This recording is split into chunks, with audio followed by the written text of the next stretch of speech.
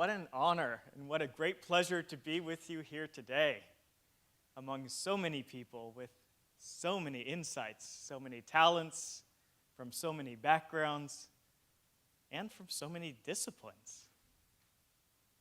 Disciplines. Think of the role that disciplines play at a university like this, or at most any university in the world. Disciplines shape our departments, they shape our courses, they shape our majors, our students, our faculty, our tenure systems, our viewpoints. Disciplines even shape our values. And yet there is so much more. There are the commonalities among, the spaces between, and the connections across. And it is that interdisciplinarity that I'd like to address today. I'm going to argue that the root of innovation itself, that holy grail of the I term, innovation, politicians, NGOs, business leaders alike seem enamored with it. The root of innovation itself lies in the combination of radically different disciplines.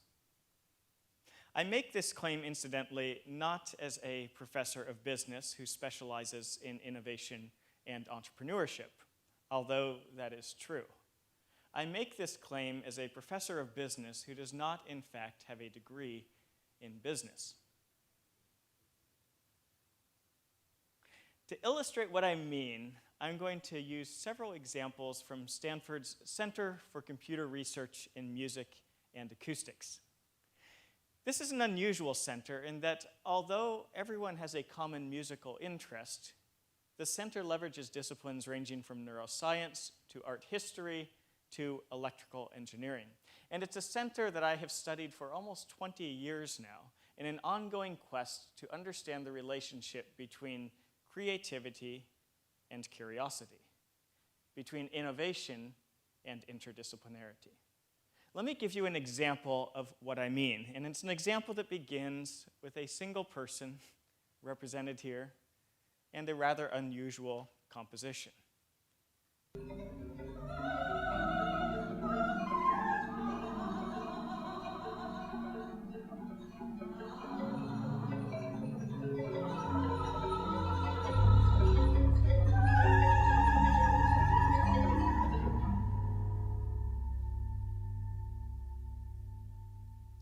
What a terrific soprano. What you just heard is a short excerpt from John Chowning's composition, Voices. Chowning, as you might expect, is a composer, and he's the founder of the Stanford Computer Music Program. He's also an intensely curious man, and on this particular occasion, his curiosity was directed at the ancient oracle at Delphi, Greece. Chowning wondered how the caves and chasms at Delphi may have shaped the sound of the oracle. And this composition represents his interpretation. Now, caves and chasms also pique the curiosity of a second John, John Rick. John Rick is an anthropologist, and he focuses his attention on the World Heritage Site of Chavin de Vantar in Peru. And it was at this site where John Rick discovered a remarkable cache of strombish shell trumpets. They sound like this.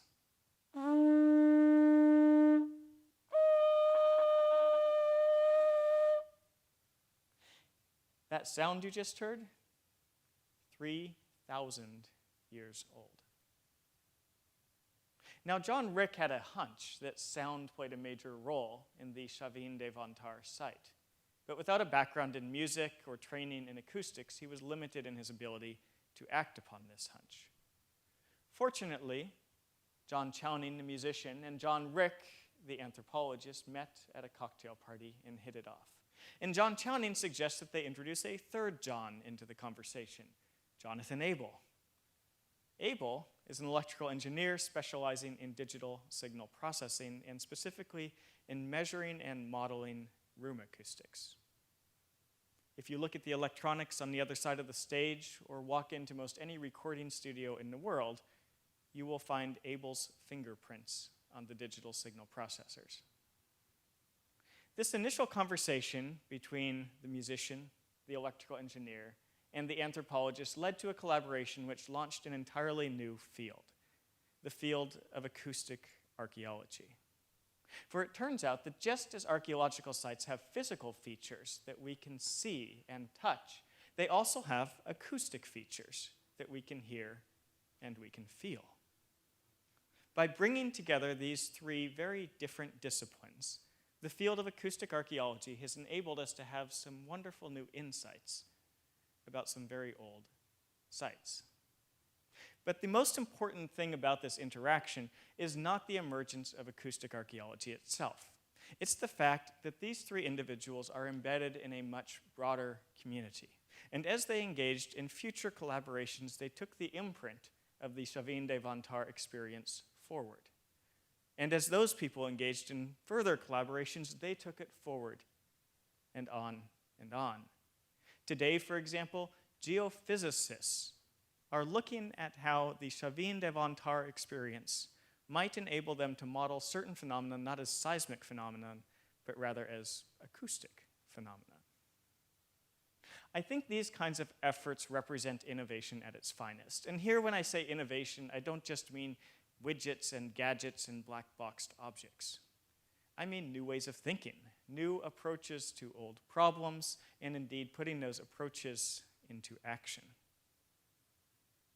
Part of my argument is that the more diverse the ingredients we assemble, the greater the potential for novel insights. So let me distinguish what I mean by radical interdisciplinarity from three other approaches. What I have in mind is not greater specialization, represented here by the ever finer shades of red. Cognitive psychologists describe something called the cocktail party problem, which provides a nice example of this point. Listen.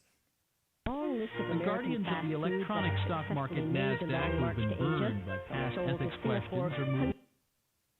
The human brain has a remarkable ability in a cacophonous environment to zero in on one particular stream of sound and to follow it, as with the two speakers in the string quartet that you just heard, or multiple conversations in a cocktail party.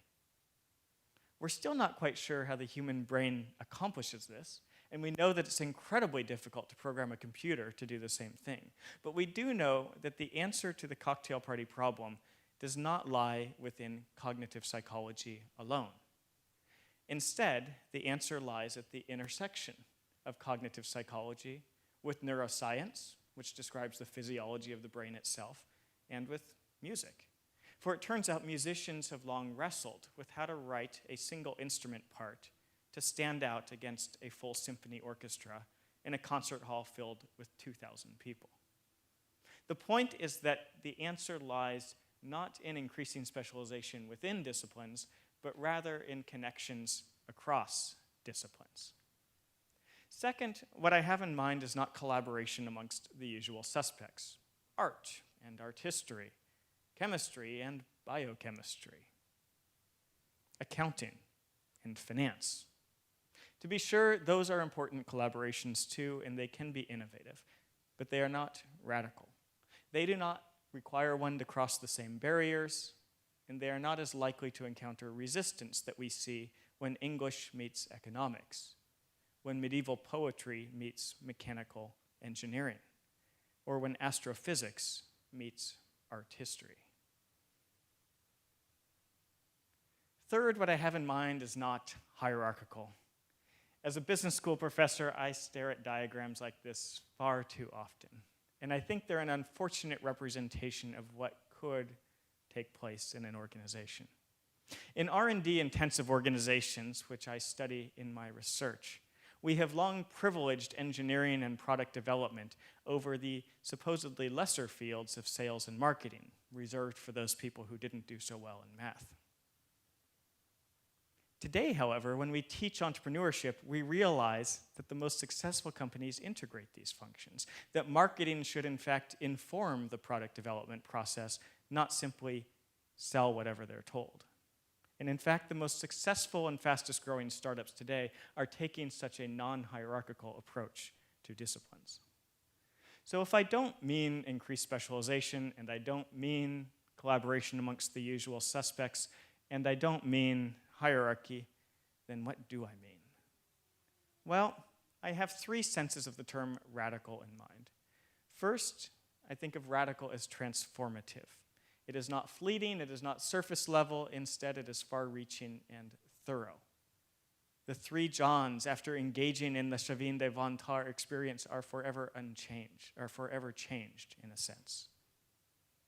Second, I think of radical as a noun. Radicals are people who actively engage to realize thorough or complete reform.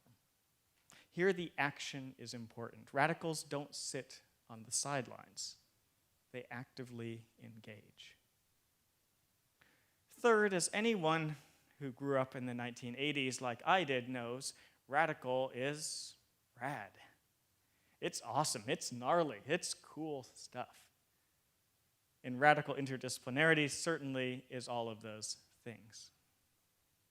So what then do we do to engender such radical interdisciplinarity?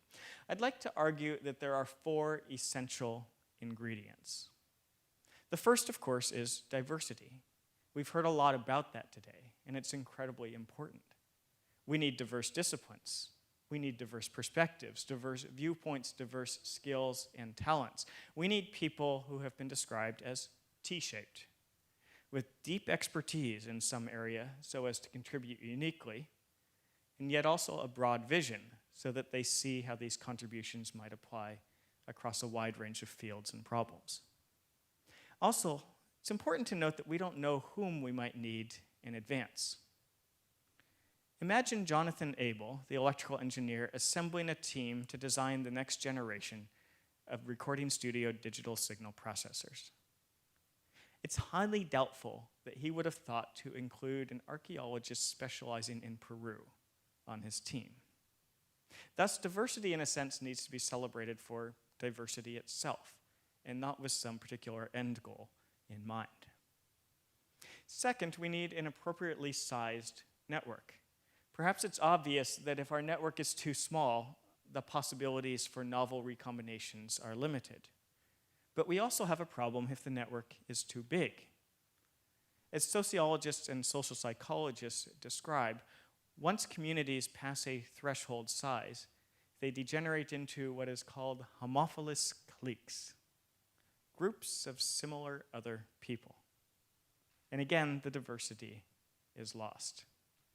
So a bit like Goldilocks and the Three Bears, what we need is not too big and not too small. The Stanford Center, for example, intentionally limits its size to around 50 participants at any given time. That happens to fall right within the range that sociologists recommend. The third thing we need is churn, or turnover.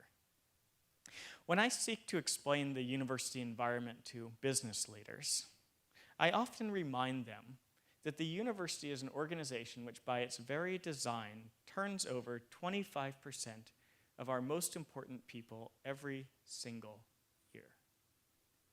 In fact, we celebrate this turnover, and we celebrate their departure. We throw a party, and we call it graduation. And then we celebrate new arrivals through convocation. And there is a lesson here for interdisciplinary networks. They cannot be static, or they degenerate into old ways. Composers at the Stanford Center, for example, describe how after some time they have to move on, or else their compositions begin to sound like everyone else's. Innovation is lost. In a totally different vein, the US military's DARPA organization, known for its incredibly innovative basic research, limits the tenure of its program managers to no more than 5 years, regardless of their level of success. The idea is that churn is key. And then, of course, we need the ties themselves. Now, establishing ties across diverse disciplines can be difficult. Universally approachable and appreciated languages like music can certainly help. Shared artifacts like 3,000-year-old Strombish shells that multiple people can touch and feel and interact with, even as they bring their different perspectives, can help. big, hairy, audacious problems like climate change and social justice can certainly help to bring people together in the first place. In fact, arguably the only way we will solve these problems is by bringing together diverse disciplines. And of course, cocktail parties never hurt either, as John Chowning and John Rick prove. But there is one other element that I'd like to share with you, and it was shared with me by Max Matthews. Matthews is considered the father of computer music. He was an engineer at Bell Telephone Laboratories in the 1960s, and he's the first person to formally propose that the computer could actually be a musical instrument, and not just a giant calculator. A year before he died, I asked Max Matthews how he thought to merge the then nascent field of computer science with music, of all things. And he replied, "I wasn't a very good violinist." In fact, he said, if I were better at the violin, I probably wouldn't have bothered with the computer. In other words, Matthews' fundamental contributions to an entirely new field stemmed from a respect that he, the computer scientist, had for the musician. And this may in fact be the most important ingredient of all, for it is the respect that the computer scientist has for the musician, that the musician has for the electrical engineer, that the electrical engineer has for the anthropologist, and indeed that all of us might have for one another, that truly gives rise to innovation. Thank you very much.